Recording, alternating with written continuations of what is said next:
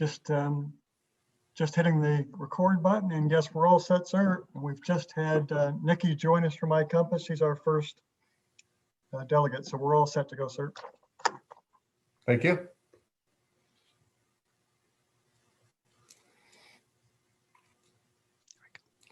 I'm going to get you to Clerk Wheeler just after we open, that you do a roll call, please.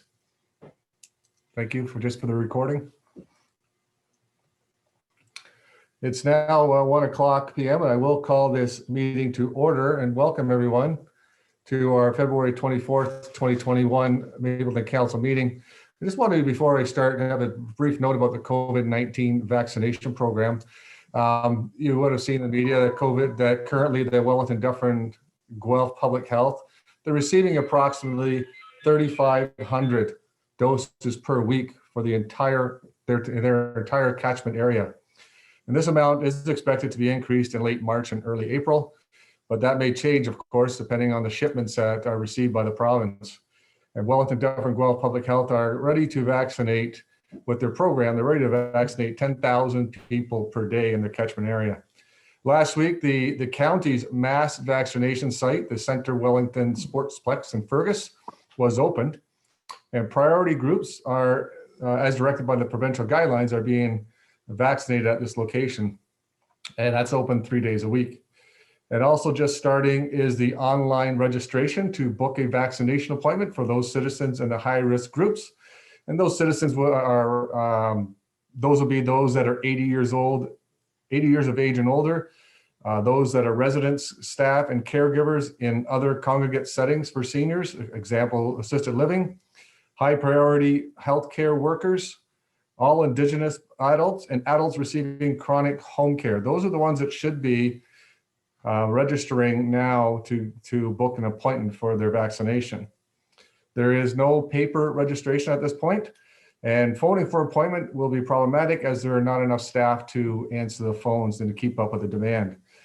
Residents who are eligible to book their vaccination are encouraged, if they need assistance, to reach out to family, friends, and neighbors to help them register online for an appointment. The County of Wellington has also opened up their library system for appointments. So if the people need assistance in the community, they can contact the library and then they will walk them through and do the appointment booking for them there as well. And that will be my opening comments. I just want to give an update on that. And Clerk Wheeler, do the roll call, please.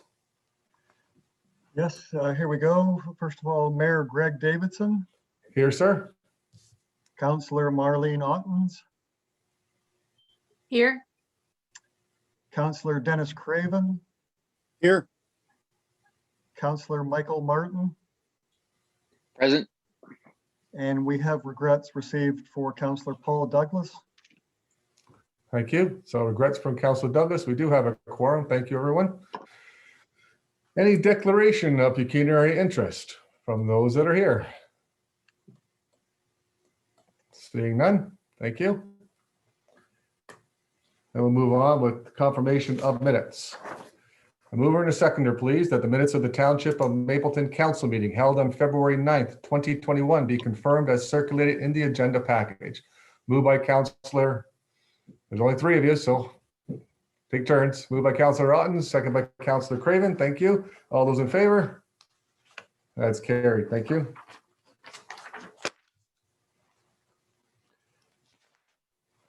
Next, we have matters under the Planning Act and matters arising. That the planning, and I have here a resolution that the planning report ZBA 2020-01 be received for information, and further that the draft amending bylaw as circulated in the agenda be presented to council for first, second, and third reading. A mover for that, please. Councillor Martin, seconded by Councillor Ottens. Thank you. Any questions or comments on this? We had this one at last council meeting. Any follow-up questions or comments? Okay, I'll call the question. All those in favor? That's carried. Thank you.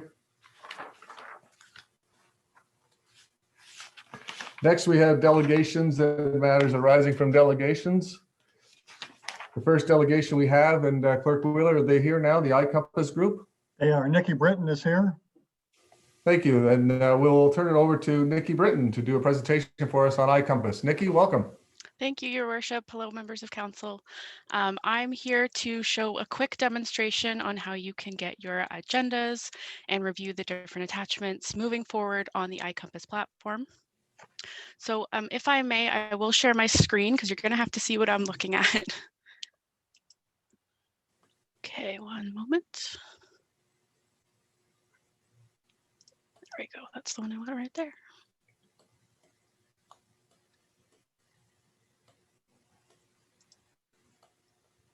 Okay.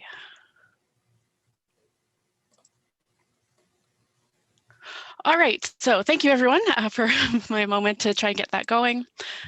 So moving forward today, I just want to, I'm going to note that normally you'll be receiving an email that's generated by our iCompass system. And within that email, that if any of you have received it today, I'm hoping it did get sent out today. And moving forward, you will not be getting it the day of. This is just this one time. It would have come from the Township of Mapleton, and it would be a very succinct, hello, here's your agenda, and it provides a link. So if you haven't received that today, it would have been sent this morning. Please check your junk mail. And if you don't see it there either, please let the clerk know, and I can work with him to make sure we've got your right email address in there and just do a little troubleshooting to make sure. So once you get that email, a link will send you, right to the page I'm on right now. And I was just following along with your agenda. So you'll see that some of these links have been clicked. And from this view here, you'll be able to access your agenda. There's a couple different means to get the agenda here, and I'm going to review the ones that you're a bit more familiar with, being the PDF views. And I also want to showcase a couple that iCompass has brought in that has some really neat features, I think, that I'm hoping will help serve you while you're in the meetings. And actually, if I can just confirm, can everyone see my screen? I should have asked that earlier. Yes. Perfect. Thank you very much. All right, so from this area here, you can see there's an area called print version. So underneath there, there's two links. These will take you to the PDF version. Now, before I go there, I just want to highlight the version that's showing first. This one here, it just loads a bit quicker. And the reason that we at iCompass put this up front and center is, again, just because it loads quicker.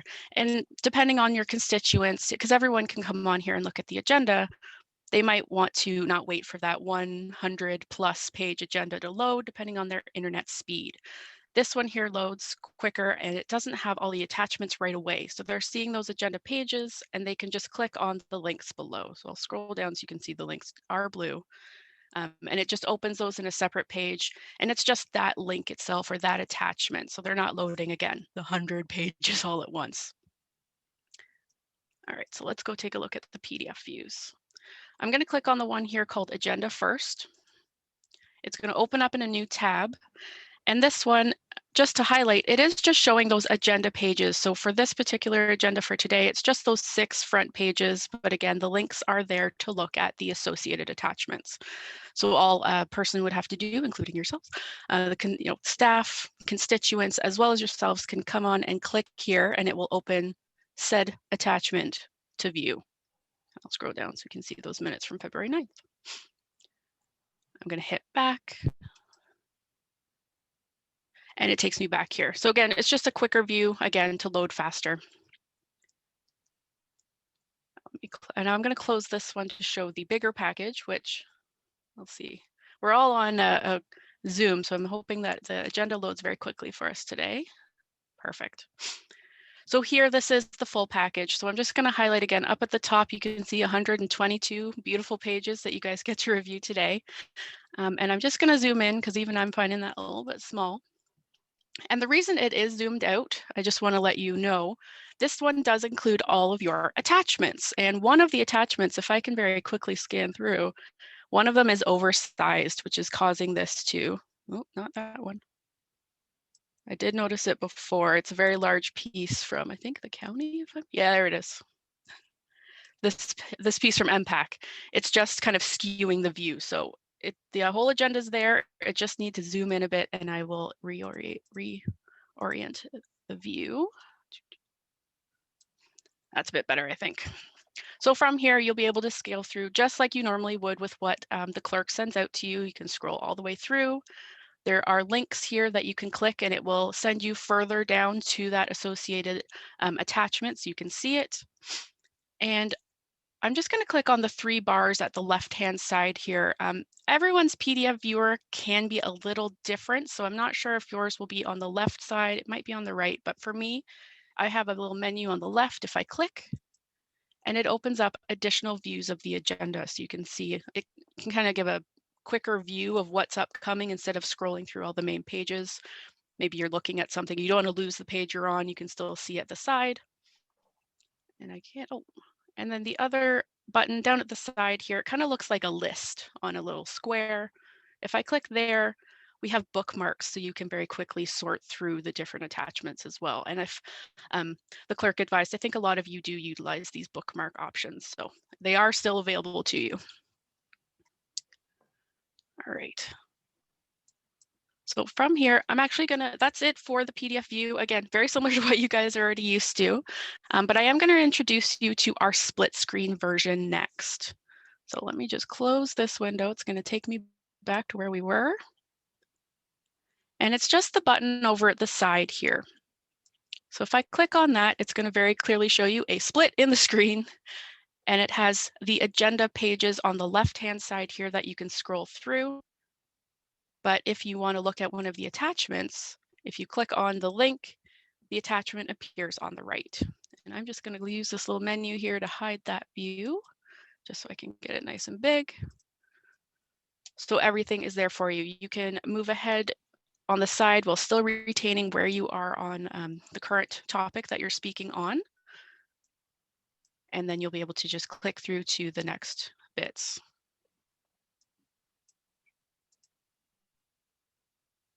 All right, so I will scroll back up to the top. Now, this version has another little feature to it in that you can add notes. And where that works is, and I'll just make my screen a bit bigger just in case. So up at the top here, there is a gray button that's called Notes. So we know where this is going.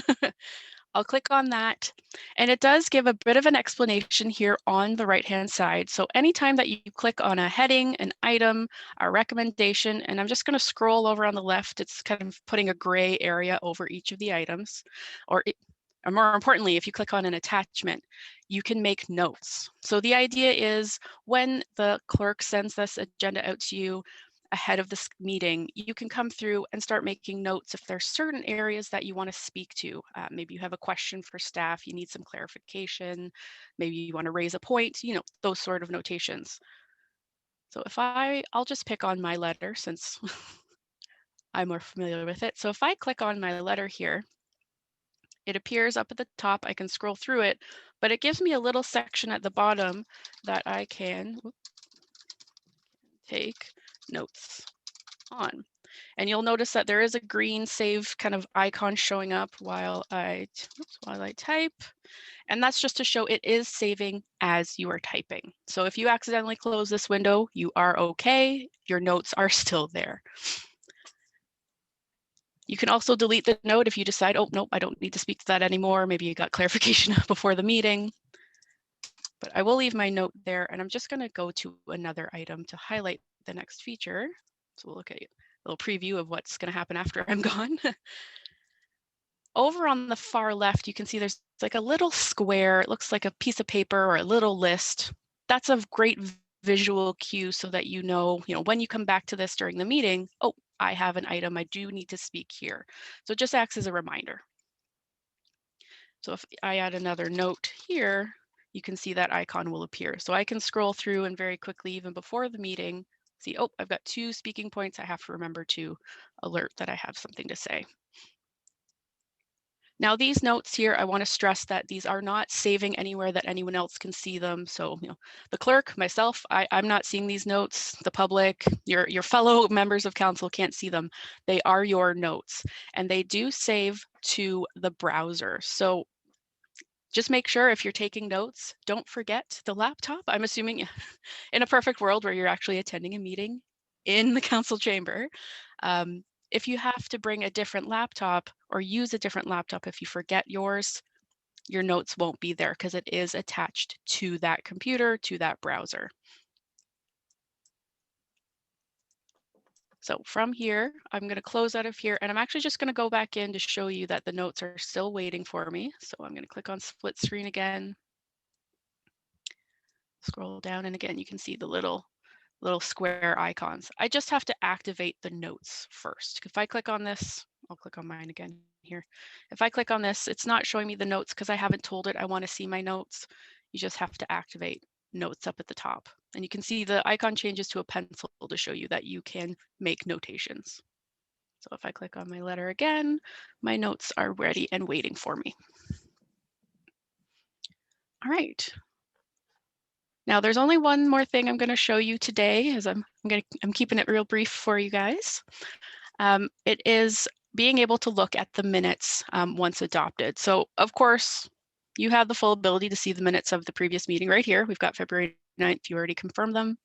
But if I can scroll up just a bit, you can see all of the meetings that the clerk has created on iCompass are highlighted here. So we started brand new this year. Now, obviously, you just confirmed February 9th, so those minutes aren't going to be active. So I'm going to skip this one. But for January 26th, if I click there, there's another button up top. So I'm just going to flip back to the 24th to show you no minutes button. Click on the 26th. There is a minutes button. And from here, you can review that agenda again, should you wish to. But you can also toggle to the minutes. So it's kind of a one-stop shopping for this January 26th meeting. All right.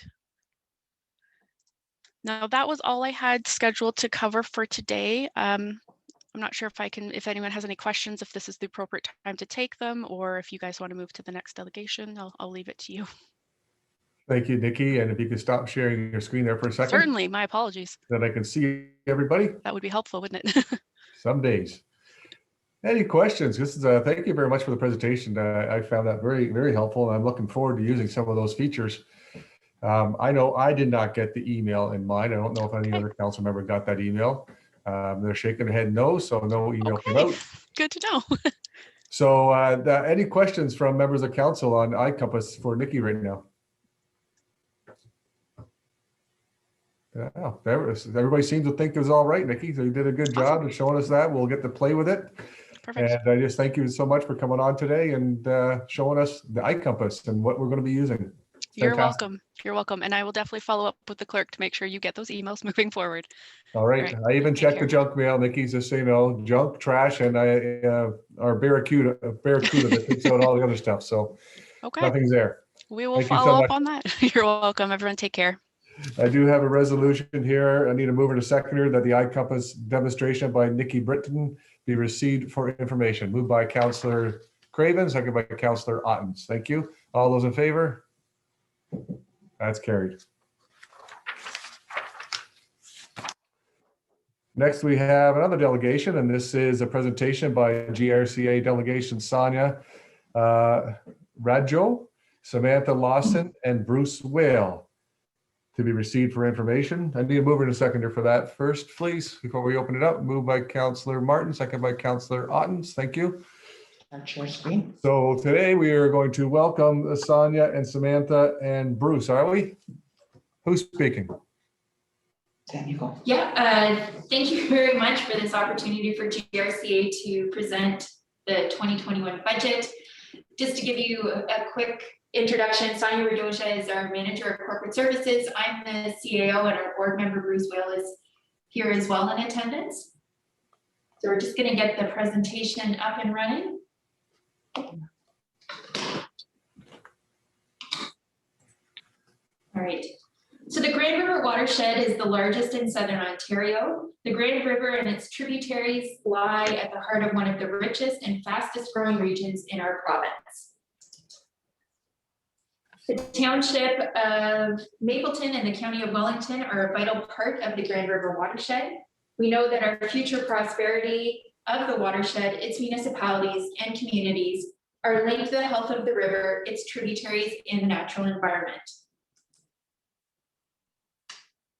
Yeah, you can sort of the minimize there. Look on the left. Go there. There we go. Our water management plan addresses the management of surface and groundwater resources in the watershed and identifies three main challenges as we move into the next few decades. So the first major challenge is population growth. Second challenge is balancing extensive agriculture with our watershed demands. And finally, climate change. With the pressures of increasing population, more frequent and extreme weather events, and intensive agricultural practices, a holistic watershed-wide approach to managing water resources and natural hazards is needed to ensure our communities thrive and continue to grow in balance with the natural environment.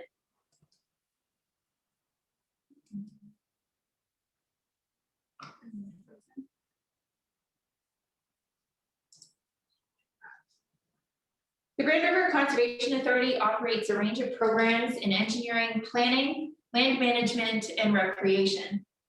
Our strategic mandate is to develop and implement watershed-based programs that protect people and property from flooding, improve the health of the watershed, and connect people to the environment and manage our land holdings in a responsible and sustainable way. Our programs balance human, environmental, and economic needs so that we can deliver on our vision of a healthy watershed now and for the future generations.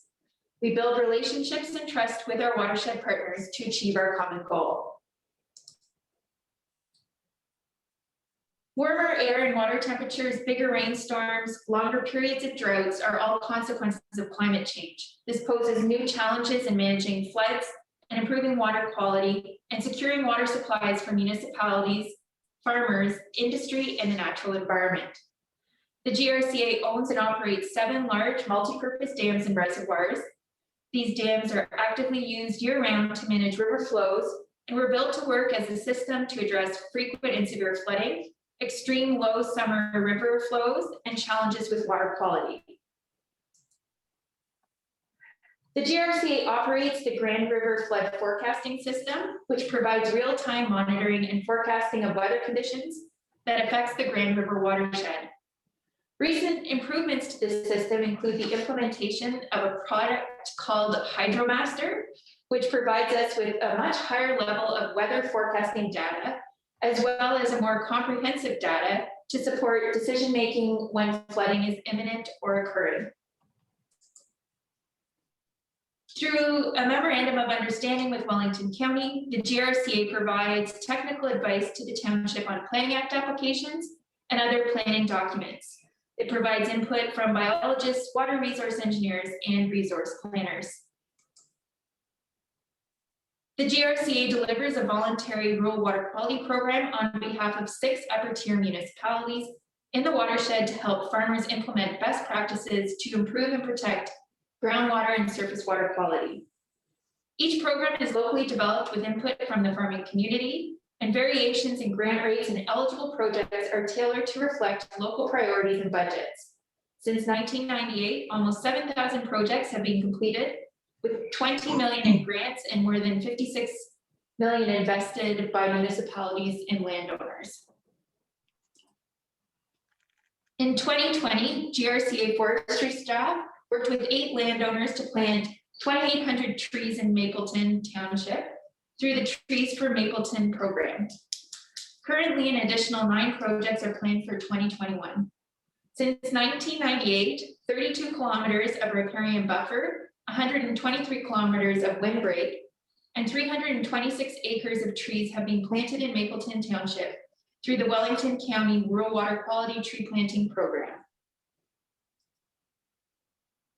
The Grand River Source Protection Plan is currently being updated to include water quality components for the Center Wellington Municipal Supply. The wellhead protection area quality extends into the Township of Mapleton, more specifically into Alma. Public consultation is currently taking place until March 8th, 2021. We are working together with the county to support Wellington source water protection for the plan implementation. In 2020 and 2021, the GRCA completed subwatershed characterizations for the Nip and Upper Grand River.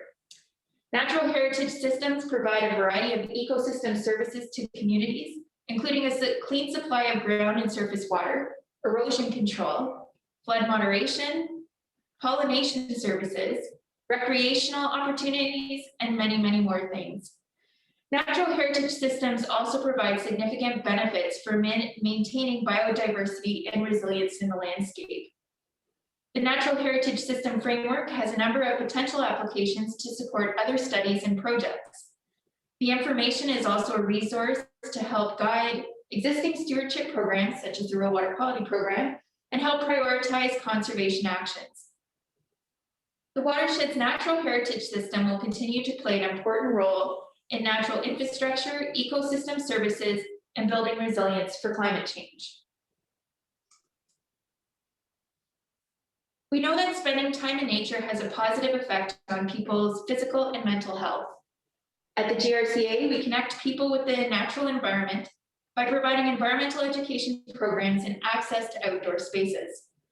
A vital part of the watershed's recreational infrastructure, our conservation areas host over 1 million visitors a year and are an important part of the local economy, paying property taxes, hiring local staff, and supporting the vibrant tourism industry in our communities. With increased populations, the demand for access to GRCA lands has increased. Natural areas, especially near urban centers, are experiencing significant increase in public use. We are developing management plans for these areas to identify both environmentally significant areas and areas where public access is suitable. We'll also enter into agreements with other municipalities to help facilitate recreation. And so I've completed sort of the background and identified the strategic priorities of the GRCA. I'm going to pass the second half of the presentation over to Sonia to talk about our 2021 budget. Thank you, Sam. So continuing on, when we're just wrapping up our budget process for 2021, it's going to be approved by our board this week. The challenges that we dealt with were twofold for this year. One was, how do we deal with the budget when the provincial regulations regarding mandatory versus non-mandatory program management conservations is not finalized yet? How do we proceed? And secondly, certainly how to manage the uncertainty and operation and restrictions and whatnot created by the pandemic. In terms of the new regulations for 2021, it's assumed that these regulations do not impact the budget, that we will continue with the programs that we currently operate, and we will fund programs with general levy as we have in the past and maintain the same mandate.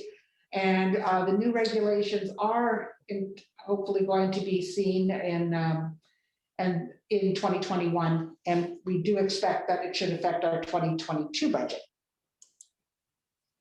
In terms of COVID, where we really were impacted were our self-generated revenue sources, and particularly as it related to our conservation areas. Our normal revenue would have been over 9 million, and we did only 6 million in 2020. For 2021, we're going to assume that things are just increasing in usage, and we're hoping to be open right from the get-go compared to last year, where it was a gradual opening of our parks, and we budgeted for just over 7 million in revenue. And our outdoor education program has also been hard hit. We had school contracts we didn't operate since May 2020, but the school boards are coming back to the table, and we're looking at sort of remote learning with those contracts, and hopefully can have people start to come out actually to our nature centers. So they were majorly impacted. Certainly there are some incremental COVID costs, but we also are going to look to manage our administrative expenses, and they are down with this current environment that we're working in. So sort of the offset there of incremental costs by cost savings in other areas are budgeted for. Our budget is coming in at, and I have to say that this version was a version that went to the board at the end of January. I had not quite finalized the budget for year end, but it's very close to this. The budget's at 31 million, but what hasn't changed is really the breakdown.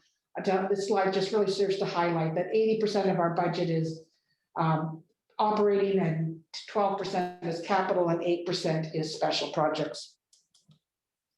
In terms of our operating budget, it's about 25 million. And really, the first part of the presentation spoke to all the different types of activities that we have operating. The capital budget is at about 3.7 million, and the two areas where we have major maintenance going on is in our water control structures and in our conservation areas. And our conservation areas right now just has carry forward projects from 2020. And as the year goes on, and as we see maybe the ability to do more that we sort of have on our radar, we'll look at our ability to tackle additional projects. And then we have motor pool capital and some computer capital.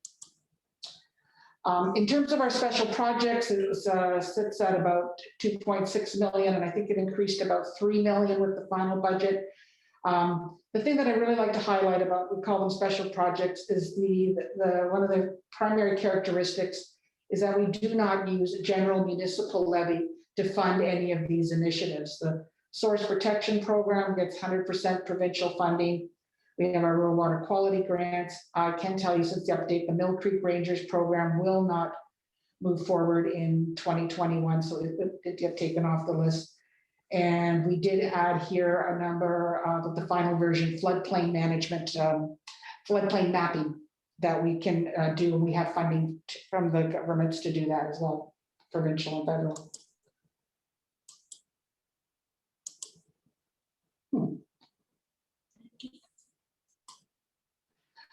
In terms of our funding sources, this slide serves to highlight that your municipal levy makes up about 40% of our funding, and our self-generated revenue, it usually trends closer to 50%, but this is the area where we have our parks revenue and our outdoor education revenue, and they have been scaled back a bit in the 2021 budget, and so it did change that breakdown a little from past years. The final thing is that our general municipal levy is corporately increasing by 2.5% in 2021. Operating levy is increasing 2.9%, and we've held the capital levy constant. And again, as I mentioned, special projects do not utilize general municipal levy. And finally, how does this translate to Mapleton Township? And even though the overall levy is increasing 2.5%, Mapleton's is slotted to increase 5.5%. Because levy, once we come up with a gross amount, it is going to be prorated and apportioned to the various members here based on their percentage of assessment in the watershed. So when your percentage is going up higher than the 2.5%, it suggests that your assessment is growing at a higher rate than certain other municipalities. Of course, there's others that are even higher than 5.5, and some that are lower. It suggests that their assessment growth has slowed relative to the others. So that brings the levy to $103,000 roughly, compared to about $98,000 in the prior year. And finally, we'd like to just sort of give a bit of perspective to their general levy in the entire watershed that, as Sam mentioned initially, makes up over 1 million people, and it translates to about $11 per capita. And that ends the formal presentation portion. Thank you very much. And I just going to turn it over for council to have any questions that they may have. Councillor Ottens. Thank you, through you, your worship. So that was my main issue here, was that Mapleton's levy was going up by 5.5%, the third highest of everyone on the list here. And you did explain that that's due to assessment. So you're saying our GRCA rates are also based on our MPAC assessments locally? Sorry, what was that you're asking if your rate? By what do you mean by your rate? I guess our municipal levy increase here, we're according to page 41. Yes, So we're going up 5.5%, yes. which is the third highest of everyone. And you said that's based on assessments? That's because, yes, we prorate. We take that, we have to allocate that overall levy of $12 million amongst the members. And the province provides us with assessment data that says, here is the assessment dollars related to this area. And then we just simply do a percentage distribution based on that. And so it changes every year because everybody's assessment growth can be different every year. And that's suggests, yes, you're the third sort of highest growing municipality. And it is a modified assessment figure, which means that I know when you do your taxes and whatnot, you maybe use certain factors, and those can vary from municipality to municipality. So the province comes up with sort of a standard factor adjustment to give us sort of what they would consider comparable assessment amounts. So yeah, it is a function of the fact that your assessment is growing in your area at a faster pace than others. Thank you. Councillor Otten, do you have a follow-up to that?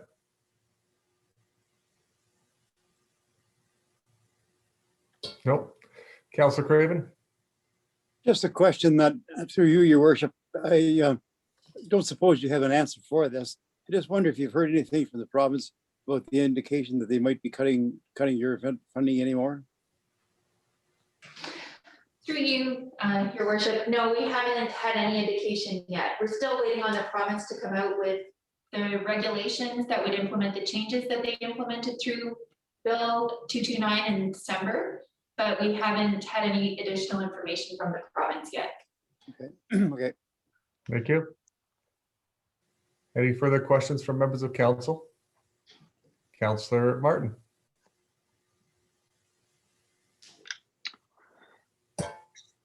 Hi, Mr. Mayor. Through you, if I could, to Bruce Whale, if he's able to take a question. There, yeah. Okay. Again, thank you for coming out today. I always enjoy when the Conservation Authority comes out. It's one of my weak spots, to be honest, as far as function and the politics around it with the province and the changes that are happening. It's tough to kind of keep abreast on because things are changing kind of little by little. But anyway, so specific to the general municipal levy, I was kind of lamenting at the last meeting a little bit at the 2.5% mark. So I was kind of hoping for your rationale. Is this kind of a number that that's fairly consistent as far as the levy increases go, or did COVID impact this? I know we tried to kind of drop it as close to we actually went in the negatives this year as far as the levy goes, but the 2.5 number is not a terrible number. But what was the kind of the mindset or philosophy going in when it came to kind of setting the levy? I know sounds like it's not 100% approved yet, but what were your thoughts on that? I'll leave that open for Bruce to start. Yes, through you, Mayor Davison. I'll certainly start it. To get into the details, we have the right people on the call from GRCA to answer in more detail. First of all, and this going back to Marlene's question, I've pursued this several times with Karen just so make sure I understand how they arrive at the levy, and it's really based on the previous year's assessment for our municipality.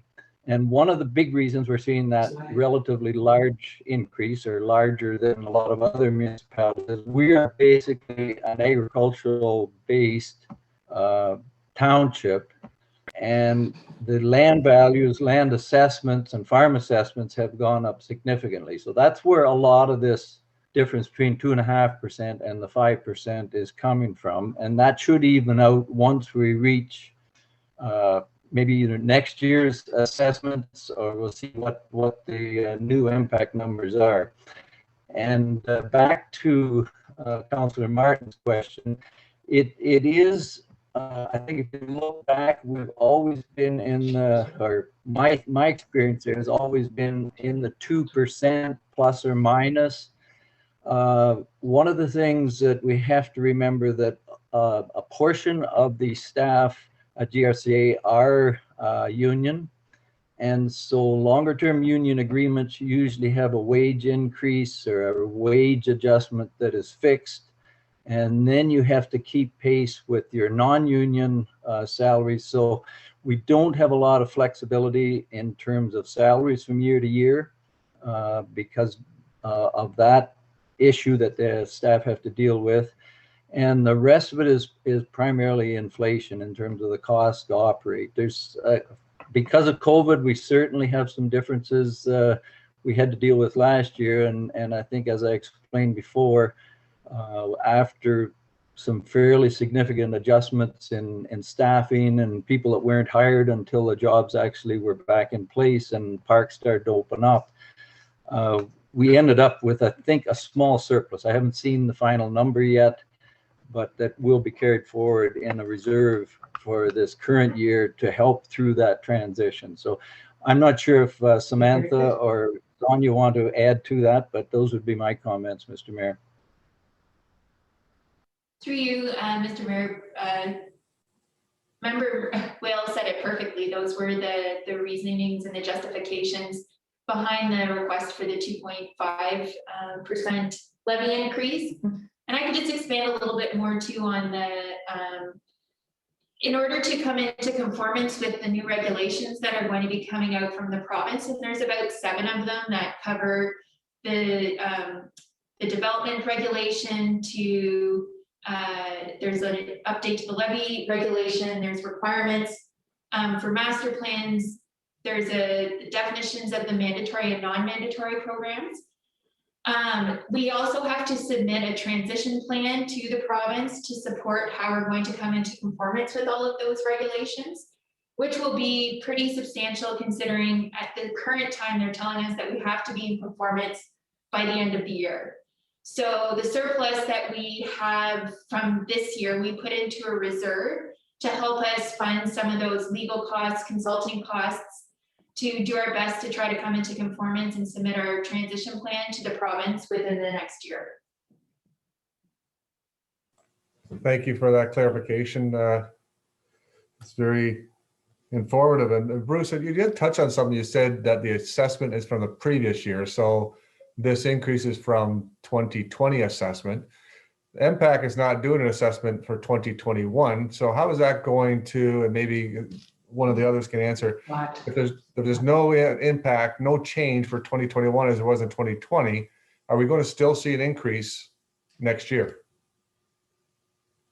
Through you, Mr. Mayor, my assumption would be if there's no increase in the assessment, there will not be an increase other than the overall increase to our portion of it, or to the across the board assessment.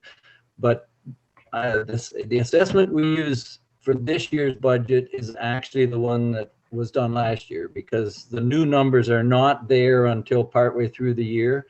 So I'm not sure when they've frozen that assessment, whether it's for 2020 that will show up in 2021, or for the assessment not happening in 21, which wouldn't really appear until 2022. I'm not sure on the timing there, Mayor Davison, but maybe someone else is aware of it.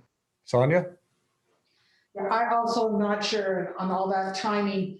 And again, it is a relative factor, but understand it if, like you said, if MPAC didn't change anything and municipalities didn't bring in new development or anything else, and everybody's assessment basically remained constant, everybody would have had a 2.5% increase this year. Would have, the relativity would have not changed. How it further punctuated in their case, let's say assessment doesn't go up, but let's say for some reason another municipality it can go way down. I don't know, land becomes vacant and they don't get assessment or whatever. You could still see your percentage go up because the others have gone down. You know, even if you held constant. So it is that relativity factor that. Thank you. That's a good clarification for us moving forward. And as Councillor Martin pointed out, that's a weak spot, not only in him, but myself and probably a lot of us. So thank you for that information. You did touch on Samantha, I think it was you that touched on there's funding for flood control coming through. Can you give any update on flood control for the Drayton area of our municipality? Yeah, so I believe in the last submission for the NDMP funding that our staff worked with the township to submit an application regarding, I believe it was a flood assessment. So I think I actually had Dwight brief me on this before I came into the meeting. So yes, the application is in support of a flood damage assessment. So it's the first step in taking a look at what type of flood mitigation can be done. I don't believe we've heard yet on the status of that application. I don't know if the township has heard back at all. No. So we haven't heard a status yet on that application, but we're certainly hopeful that we're successful with the funding for that. I totally expected you, Samantha, to be a step ahead of me on that one and have the answer. Thank you. Further questions from members of council? Just if I could, Mayor Go ahead, Mr. Davison, Whale. I believe it was in the November minutes, the reports that you would have received, that there was an update on the application for Mapleton. And I thought I'd pass that along, that it was in that agenda, but perhaps I missed it. But it is there. It's in the process. And as Samantha said, there hasn't been a report back yet. Thank you so much, Mr. Whale, for clarifying. No more questions from Councilor Council Martin? Thank you, Mr. Mayor. Just a real quick one, actually. So I know it got touched on briefly. So the plan is for the parks, for Conestoga Lake or whatever. So the parks, the plan is opening in April, kind of business as usual. That's kind of the projection, kind of as we sit at the moment. I know this can be a week by week thing, but. Through you, Mr. Mayor, the plan is that they open May 1st. And we will still be implementing some capacity management with the parks, but that's evolving as we get more information and see what the demand is. Thank you very much. Not seeing any more questions. Thank you. I've already read the recommendation and it's already moved. So all those in favor? Thank you. That is carried. Thank you, Bruce, Sonia, and Samantha for coming on today and providing us that information. Very much appreciated. Thank you very much.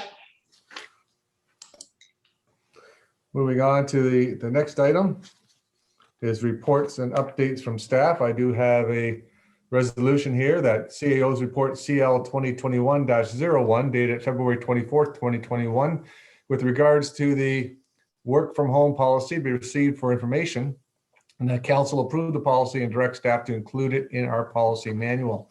Need a mover and a seconder, please. Councillor Otten, seconded by Councillor Craven. Thank you. All right, Mr. Barron. Thank you, Your Worship. So just essentially, we've been working from home on and off here since I believe March 12th of last year. And we really didn't have a policy to cover our staff who are working from home. It was just kind of, when is this going to end?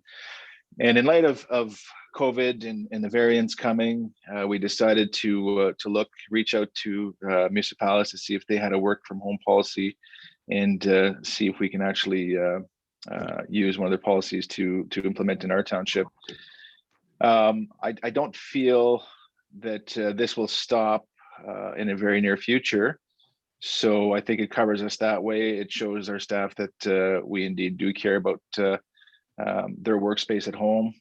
But I think also we have a goal of being the employer of choice. And it's my opinion that municipalities perhaps are on the back end of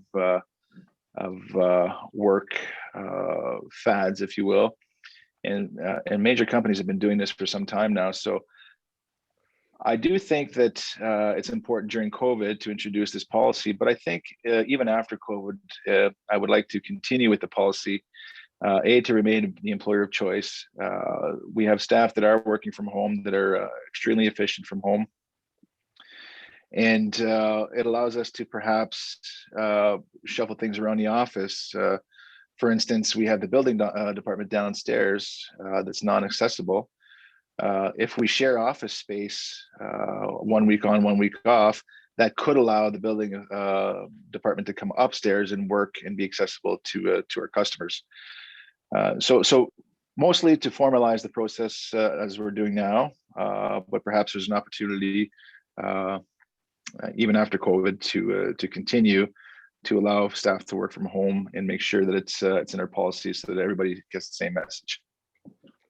Thank you, Mr. Barron. So you're not suggesting, Mr. Barron, that this is just a policy in place during the pandemic, but it would go on past that state of time when the pandemic is declared over, it would continue on? There's a possibility that it would, yes. Okay. And can you just clarify how many staff this would be beneficial, or how many staff would be able to take do this? Well, obviously, customer-facing staff wouldn't be able to take advantage, but the staff, for instance, we have Sam here, we have Patty, we have John, that they can take advantage of this if they so choose. So the non-customer facing staff would be able to take advantage. Thank you. Question from council then. Councillor Craven. If somebody's working from home and God forbid, but if they were injured somehow or other, would they be covered by WSIB? So it's a great question. Normally, it all depends on the adjudicator, to be honest with you, because we've had obviously, as you know, the firefighters gets a call at home and trips on the step coming out of his home to come to a fire call. Some have been covered, but I'd have to look at it further for sure and get an exact answer. Follow up to that. Sorry, Mr. Craven, go ahead. Follow up to that then. If somebody's going to work from home and you wonder about the conditions at home, would we have the right to go and inspect their workspace at home to make sure it was safe? No, we hire the right people, we hire the right staff. I think we need to trust them. I mean, the policy's in place, all the guidelines are in place. So there's a trust factor, in my opinion, that we need to have in our staff to make the right decisions and the right call in their own space. Thank you, Councillor Ottens. Thank you, through you, your worship. Yeah, it's interesting to me that COVID has brought forth some changes in our life that are actually positive, and working from home is one of them. So I fully support this option for people as long as it doesn't affect our township's ability in customer service. I'm curious, is there a maximum percentage of staff that would be allowed on any given day to be working from home, like an ideal maybe percentage? So right now, as it is today, it's 50%. I can see us tweaking that a little bit, but it's mostly for customer facing staff that would absolutely need to be in. And of course, if there are meetings, as it states in the policy, we reserve the right to call them in on any time, and they must come in. So I think we would use good judgment. So on any given day, I can't really say for a percentage, but right now it seems to be working 50-50, and it seems to be working well. I mean, I see firsthand the work that the staff are pumping out of their home offices, and it's quite incredible. Good, thank you. Further questions? Councillor Martin. Thank you, Mr. Mayor. Through you to Manny. So this would be, well, first off, I had to chuckle a little bit when Marlene mentioned it's an advantage. It's working from home is a good thing. I think if your situation's right, it can be a good thing. I worked from home for a couple of weeks, and with two boys running around on lockdown, I can assure you that was not a thing of choice. So I think it depends on your situation, but it kind of goes to the point then to Manny. Is this a voluntary program, or Can a manager assign an employee? Because I know if we're talking, the building department and being downstairs, like that's absolutely, it's something you've been kind of brainstorming about, I think, for a while to try and see if we can get them up in a better location, more accessible. But if we're going to be using, hotel office space type thing, right, with people coming in and out, will it be a case where, an employee will volunteer to work from home, or can a manager assign an employee to work from home? Yeah, I don't think we would dictate whether the employee should work from home or not. I believe it's a personal choice. If they do want to work from home, then we would do a case by case basis. But I don't think it's fair to assign someone to work from home. Thank you. You have a follow-up? Nope. Further questions, comments? No, nothing? So this would include any employee that's front-facing, including senior staff. Is that what you're saying? So the directors as well as managers would all be able to work from home? Correct. Yeah. As it states in the policy, however, though, if there's like meetings, things like that, that we need them in the Mapleton office, they will be present in the office. Okay. And that could be for weeks on end if there's a special projects. So it's not, you just don't get to work from home if we need you. And you got this or a copy of this from Wellington North. How many other municipalities have a work from home policy that you're aware of? There's not a lot that have an actual policy. Big centers like Guelph and Mississauga, of course, do. But I can say that there was a lot of interest in some of the meetings that I've been in to get those policies and have those policies shared. So, thank you. The smaller communities or municipalities is I think we're a bit late to the game sometimes when it comes to things like that. It's not as easy as big municipalities. So what you're suggesting here is that this become a part of our policy. There's no time limit here on like, this is a trial basis for 1-2 years. This is part of the policy now. It is, and we reserve the right to pull it at any time. Okay. Further questions, comments from members of council? Seeing none. So I do have this mover and seconder that the CAO's report CL 2021-01 dated February 24th, 2021 regards to the work from home policy to receive for information that council approved the policy and direct staff to include it in our policy manual. I'll call the question. All those in favor? That's carried. Thank you.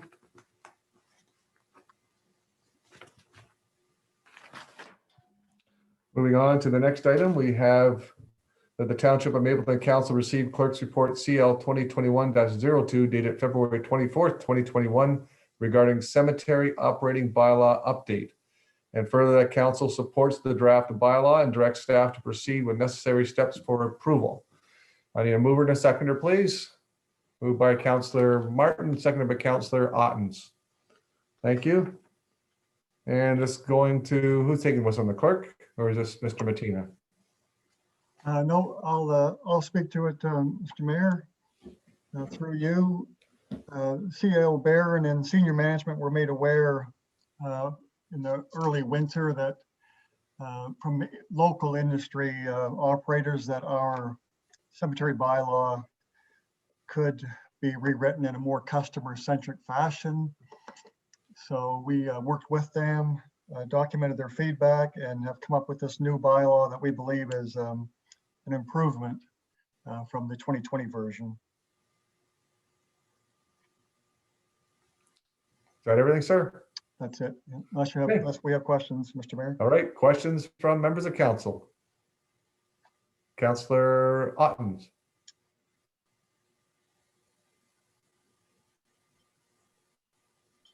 There we go. I'm wondering thank you, through you, your worship, what were the actual changes in here from before? Sometimes when there's changes, they're specifically highlighted. I didn't really see, I couldn't find what was different. Well, through you, Mr. Mayor, to Councillor Ottens, For example, the cemetery hours for internment were previously Okay. 10 till 3, Monday to Friday, and 10 to 2 on Saturday. And we were told that with services at the funeral home in the afternoon, that didn't leave time for people to then go to the cemetery. So that has been changed to 10 till 5, Monday to Saturday. Previously, interment rights could be considered abandoned after 20 years, which is really an urban concept where they're running out of cemetery space. Here in the country in Mapleton, often people purchase interment rights for multi-generations.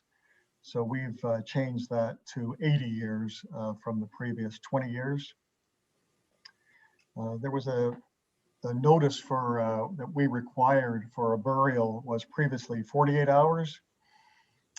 But we were told that on long weekends in the summer, for example, that would mean that if somebody passed away on a Thursday or a Friday, that they simply couldn't be buried until the Tuesday, and that just wasn't right. And the final thing was just the modernizing what could actually go in a gravesite, and we've slightly increased that from 4 cremains to 6 cremains based on industry advice. Thank you. Follow up, Councillor Ottens? No, thank Nope. you. Other questions? Councillor Martin? Actually, just threw you a comment really to the clerk, and just a thank you for taking the time to sit down with the local operators, the Thompsons, and I think there was someone else that contributed as well. Was it Marvin? Yeah, Bauman that contributed. So thanks for taking the time to sit down and update this document. I think some of those changes that you were referencing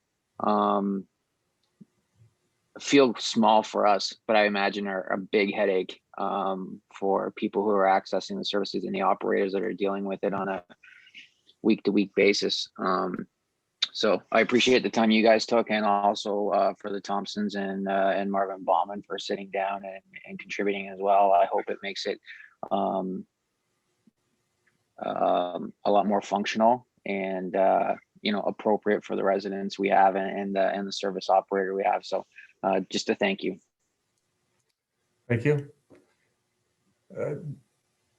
Clerk Wheeler, just got a question here about the columbariums. When we actually construct a columbarium, not what we have right now, which is put into the ground, I believe, but we actually put in a columbarium, a tower.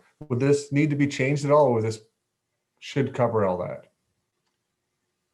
Well, through you, Mr. Mayor, I might, if you don't mind, I might hand that over to the Public Works Director, Sam Matino, or perhaps Manny. I'm not sure if Sam's with us today or not. Yeah, Sam's here.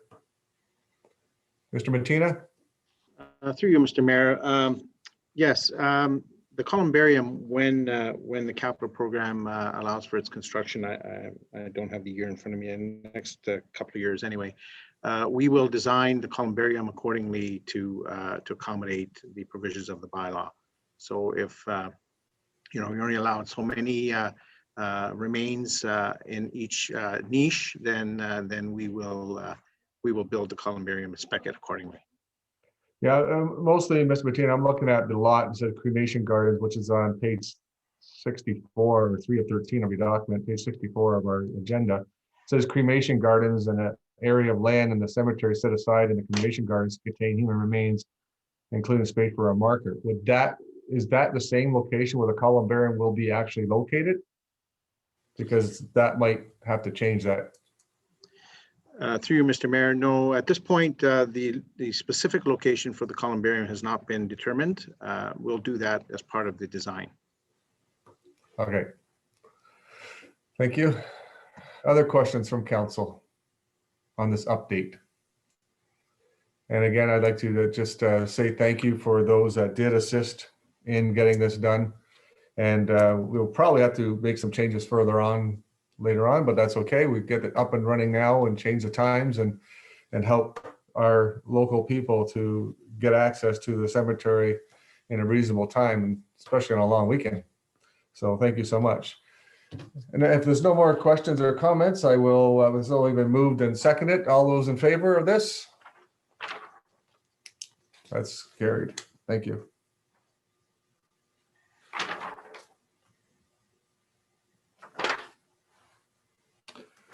Next, we have item 9.2, that the Township of Mapleton Council endorsed the County of Wellington application for a regional training center. Moved by Councillor Craven, second by Councillor Ottens. All right. And I turn this over to the chief. Chief? Okay, this is a application that the county has made to apply for regional training center. As most people have heard, the Ontario Fire College is closed down or closing down end of April. They've said there's no way it's going to open back up. A lot of people in the province have opposed that, and some councils have. But from Mapleton's point of view, we've been part of the Wellington County Training Academy for I believe 6-7 years now. Previous to that, we used to send people to regional training centers in Blythe and Wyerton, but mostly we've been doing that. The previous to that, we went to the fire college, which meant recruits had to take a week off of work to go to the fire college in the spring. Hopefully you could get in one of the courses they had there because they got filled up really quick, and another course in the fall, which is hard to get people in, and they had to take 2 weeks holidays off their regular work. It's really hard to do. So this new thing we have with training 30 to 40 firefighters recruits every spring and summer has really worked out well for us. I know previous to that, Councillor Martin can confirm that we went to Blythe. He was one of the ones that went there in the recruit training. But this has worked out really well because you can move it around the county. We have instructors come in from the fire college, and we have what they call adjunct instructors that are instructors within our own departments that have trained and certified to be trainers here locally. Once they go through their training and train all the curriculum, we have what they call proctors come in from the fire college, and we can have local proctors now to assess their skills and assess their written tests to certify them locally.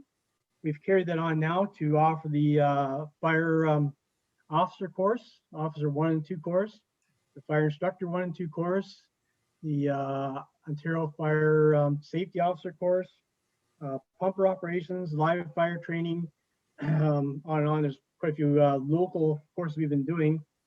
So what we're doing actually is officially getting the Wellington County Training Academy, we've called it, to become a regional training center. The province has said with the closure of the fire college that they plan to have 20 regional training schools or training centers around the province. And the only thing that changed for us is right now the county training is enclosed to our own members within the county. If we become a regional training center, we will have to open up some of the courses to other people in other areas. So much as with Blythe, what Blythe did to us before that. Now, the one advantage the college had was they were a set $65 per student fee, and that fee included your instructor for the week, your breakfast, lunch, and dinner for the week, and your accommodations. You stayed right there. So $65 is pretty darn cheap to train anybody in anything. So now we've been looking at $300 to $400 to train people at other regional schools. With our own recruit training, it only costs like $100 a person to get them through the training here because we're using our own instructors. So there's a difference there. So we are hoping for the council's endorsement of the application for a regional training center. Thank you, Chief, for that. I know we did discuss it at last council meeting. Councillor Craven brought it up as about the closure, and we had a little discussion about this. So thank you for bringing this forward this week and about this regional training center that the county's trying to establish. Questions from council members? Councillor Craven. Yeah, through you to Rick. I just wonder, you haven't heard anything, Rick, and probably don't anticipate any provincial funding for these regional training centers, eh? Chief? No, at the webinar they had with all the chiefs in Ontario were invited to a webinar a couple weeks ago, and they talked about they have to decide. They had 35 employees at the Ontario Fire College. And of course, with this $65 fee, it's not covering the expenses by any means. So where's that money going to go? And if they do decide to sell the property on Muskoka Lake, will that money be used for running regional training centers too? So those items have not come up anywhere that we've heard from the chief's point of view. So we hope to hear from that soon. And Thanks, Chief. that's why we want to get our application in early to either. Thanks, Chief. You would think that for the very inexpensive price that the Ontario College was charging, that there would be some kind of provincial funding to help the regional centers out at some point in time, because obviously they were subsidizing the Ontario site already. Councilor Craven, a follow-up? Yeah, and if if they sell this property they have, there should be some money to share around to fund these training centers. I would believe so. Councilor Ottens. Yes, thank you. Through you, Mayor, to Rick. If the regional training center is approved, that designation, and then it's open to the public, will that affect the ability for our own trainees to get a space in there, or will there just be more spaces for everyone after that? Chief? That's a very good question. We asked that too locally with our county chiefs. And what we do is when we do get the training center, we'll provide the courses we think will be right for our members. We'll offer them out to our own county members first, to our training officer at the county. And we'll have the first first chance to apply for those courses. At a point, is going to be open up to the whole province for that matter, but there could be people from Perth, Huron, Grey Bruce, Waterloo region that could come on too, which is fine. Thank you. Further Thank you. questions, comments? Councilor Martin? Thank you, Mr. Mayor. Through you to the fire chief. So I'm just curious, Wellington County's involvement in this. So obviously the fire department's service that the local municipalities provide. Is the county involved by title only? As you know, I understand what you're trying to do with having all the member municipalities take advantage of this, but what's the actual involvement of the county? Is the training officer paid for by the county, or what's Wellington County's involvement in this, other than geography? So I didn't look up the date, but when they decided to go regionally, I'm trying to think of when Blythe closed. The year after we went to the regionally, there was a presentation made to county council to approve a county training officer. So they approved it, and his truck and his time and his training, and part of the Center Wellington administration goes towards that too, because they have an administrator that works with absorbing all the training information and the registrations, that sort of thing. So since that time, the county has been funding that whole thing right through. So that's what makes our own training here affordable, because we do provide trainers locally, and the fire chief in Minnesota does a lot of that, do that too, to provide some of that expertise and keep the expenses down. Could be wrong, Chief, but I think I was 2018 or 2019, somewhere around there. Okay. Could have been earlier. Follow up, Councilor Martin? Yeah, so I'm trying to keep it straight in my head, to be honest, just through to the fire chief. So we offer the programming locally already, and it sounds like you're quite happy with it and the opportunities that it provides for us specifically. What will the advantage be with having a local regional training center if there's no provincial funding to go towards it? Is that going to come at a cost? It sounds like there's some unknowns attached to it. I'm just wondering if there's no benefits other than the designation, and we have to offer it up to external candidates or interested parties, because being designated that way, like, are we going to lose some of the advantages that we have currently with the academy that's been built, or what are your kind of overall thoughts on it? Chief? Yeah, we very well could. I mean, you're familiar with the Westrec Center on Nerve Street in Waterloo. It runs a regional training center for Waterloo region too. If we had to send all of our trainees, officers, instructors there, it'd be at this time, quite a increase in the cost to do that, because I do know what the cost of sending people there. We have gone there before.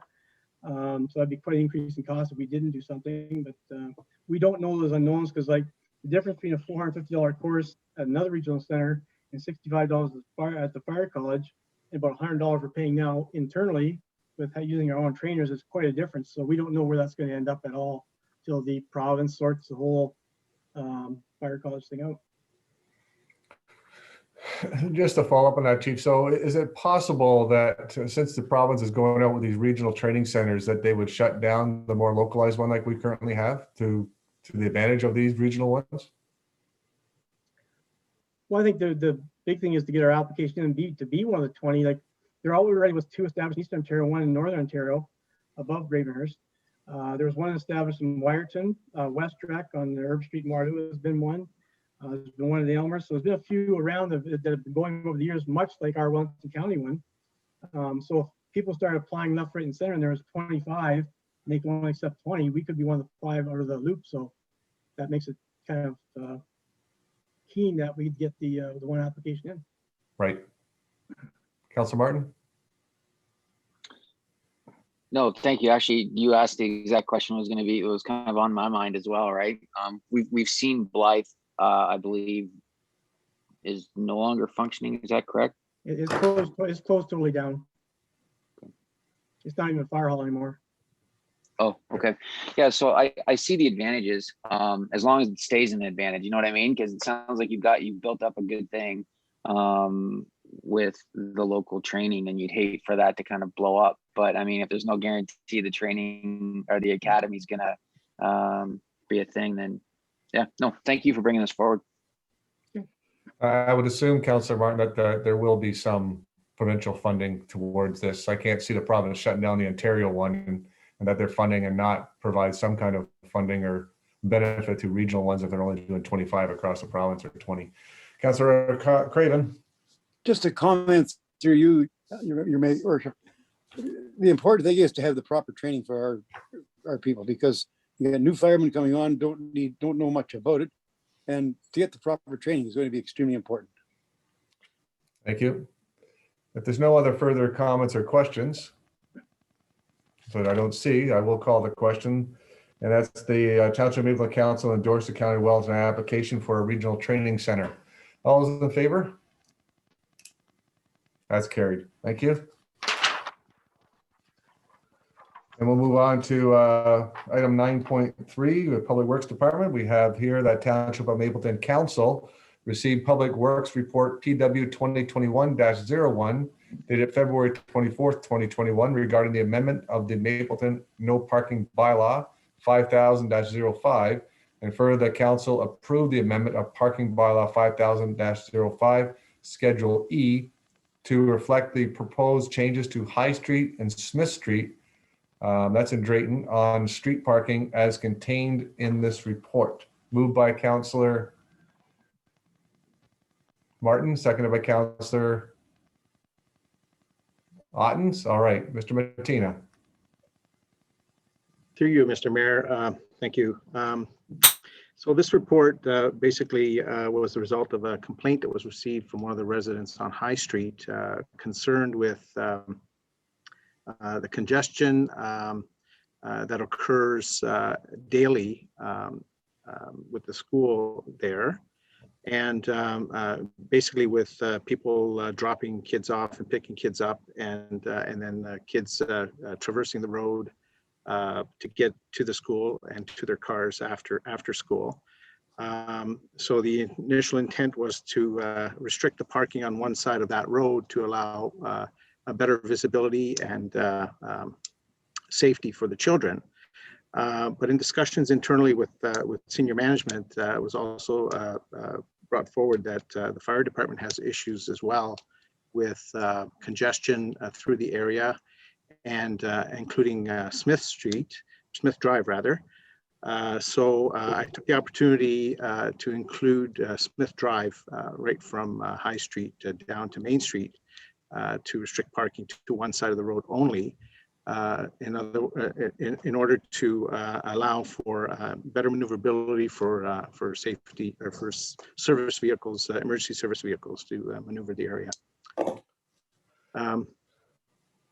That's basically the premise of the report. Thank you, Mr. Bettina. So open it up for questions for members of council. Councillor Craven. Yeah, there may be some others too, but it may not be as much of a problem if this bypass thing for Alma doesn't happen too much. But for Nesbitt Street in Alma, there's parking on both sides of the street at the moment.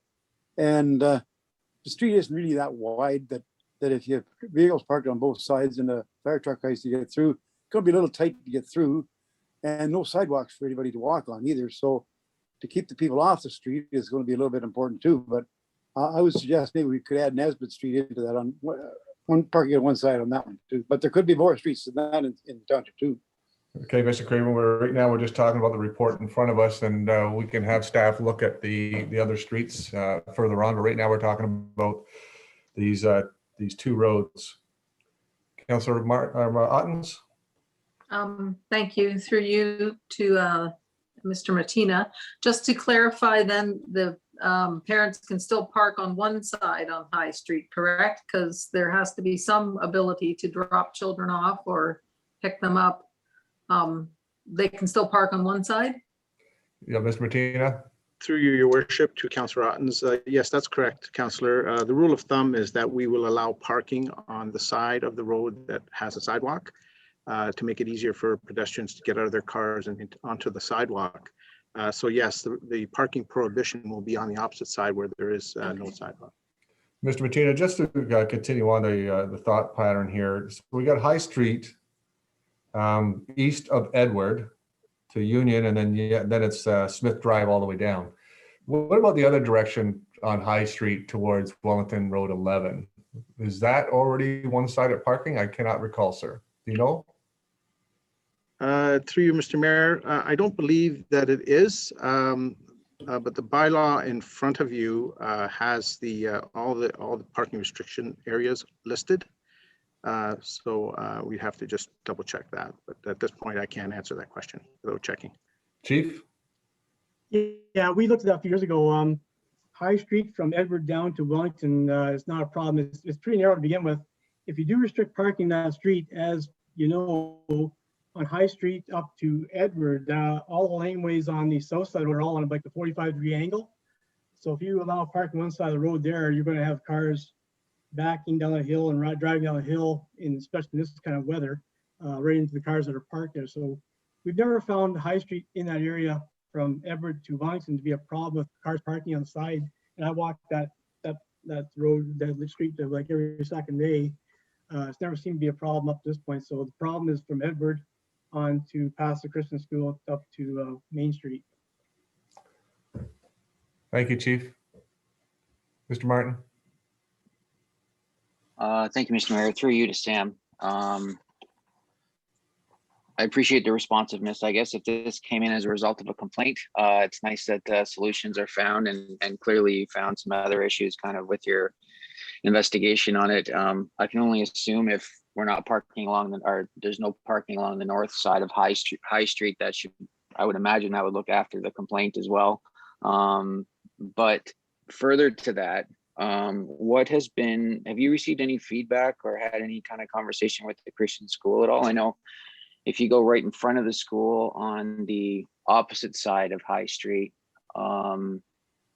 that's kind of, I don't know where if there's buses that come in there or not, but it's considered a loading zone on the opposite side along the sidewalk. And there's kind of a curved driveway into the school. Has the school provided you with any feedback at all to, is that going to cause problems for them? Is it just going to push the problem from this person's door down High Street a little further? Or, I mean, there's a certain amount of kids that go there that need to get picked up. So what's the school's take on it? Mr. Martina? Through you, Mr. Mayor, to Councillor Martin. I had a chat with the COO, the Chief Operating Officer of the school, Raymond Verberg, and we discussed the issue, and he has no concerns. He actually thought it was a great idea from a safety perspective. So we discussed it, and he has no issue with it. You're right, there is a loading zone for the school buses in front of the school, and that will remain, and cars will be allowed to park before and after that school loading zone. Thank you, Ms. Martina. Any other questions from members of council? Okay, seeing none, then I'll just call the question. All those in favor? That's carried. Thank you.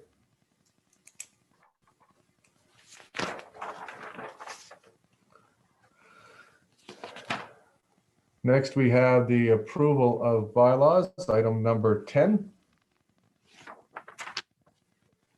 Bylaws numbered 2021-016 down to 2021-018 be hereby read first, second, and third time, signed by the mayor and clerk and sealed with a corporate seal. Mover, please. Councillor Otten, second by Councillor Martin. Okay, any questions, comments at this point? All those in favor? That's carried.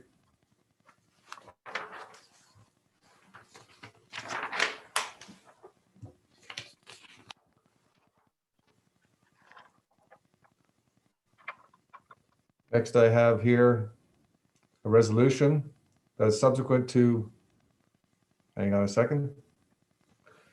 Okay, correspondence for council information, item number 11. I don't think we have any. We got number 12, correspondence for council's information. Anybody want to speak to any of those items? Councilor Martin? Thank you, Mr. Mayor. A question for you, actually. I'm always afraid of your 12 questions, Councilor Martin. No. 12.3. Yep. Please don't lump me in with any anti-lockdown type movement. But so the province of Ontario is clearly the state of emergency has lapsed. What are your plans as far, or your thoughts, or the province clearly, there's lots of infrastructure in place now. The different acts they've created, right, to make sure that they're the orders and stuff are maintained. What's your interpretation of what will happen locally? Are we past the point where this is necessary?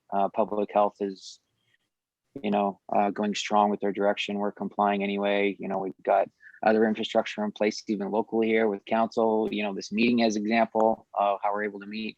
What are your thoughts as far as what will happen moving forward, and kind of timelines? I kind of anticipated this would be coming forward at some point in time, Mr. Martin. So I did talk with Arania Melger, who is the emergency manager. I did have a chat with her, and what she suggested was that the county and member municipalities have a discussion about that, as we've all declared together the emergency, and the county has an emergency. You're right, the second provincially declared state of emergency that was announced on January 12th. That was allowed to expire on February the 9th of this year. And of course, a stay-at-home order was still in effect, and that's all transitioning back. And then the first provincial state of emergency that was extended on July 24th, 2020, but then we have Bill 195 Reopening Act that's taking care of that. So yes, provincially, we're not currently under a state of emergency, but locally we still are. So that is a question I did put forward to Arania Melgar, and I will ask that be put on the next EOC agenda or another agenda coming forward to have that discussion. Because you are right, we do things on Zoom. The only worry I have for other municipalities, now that we've just passed a bylaw on working from home, that's okay with us. The other municipalities may not have that one, but the other aspect of it is that we have our facilities closed. So if we actually end our emergency, is it right for us to keep our premise closed, our building closed to the public at that point in time? So that's another question that we have to discuss as well locally, because if we end our emergency, that has ramifications of what we can and can't do here. That's all I have for you right now. Yeah, and if I may, I would suggest, that stuff is all kind of preordained by the color coding that we're in, right? Which is coming from the province, which is public health, right? So, the closing of our buildings, could still be maintained if that's something we decide, right? The color coding is what ultimately kind of gives us our guidelines and our marching orders, not the state of emergency at this point, but fair enough. We'll see what happens. Thank you. Other comments, questions? All right. Any notices of motion? Seeing none. Other business? Item number 15. Anybody have other business they want to bring forward? All right. And I move on to the item number 16, which is a closed session. That's subsequent to council adopting the confirmatory bylaw and adjournment of the regular council meeting. Township of Mapleton Council move into a closed session for the following reasons: review of closed session minutes, January 26, 2021, and labor relations or employee negotiations. I need a mover and seconder, please. Moved by Councillor Otten, second by Councillor Martin. All those in favor? All right, thank you. And next, I need a mover and seconder that the bylaw number 2021-019, being a bylaw to confirm all actions and proceedings of the council of the corporation of the Township of Mapleton, be hereby read a first, second, and third time, signed by the mayor and clerk and sealed with a corporate seal. Moved by Councillor Craven, second by Councillor Ottens. Thank you. All those in favor? Thank you. That is carried. So we will have a short 5-minute recess as we get ready for our closed session. Thank you.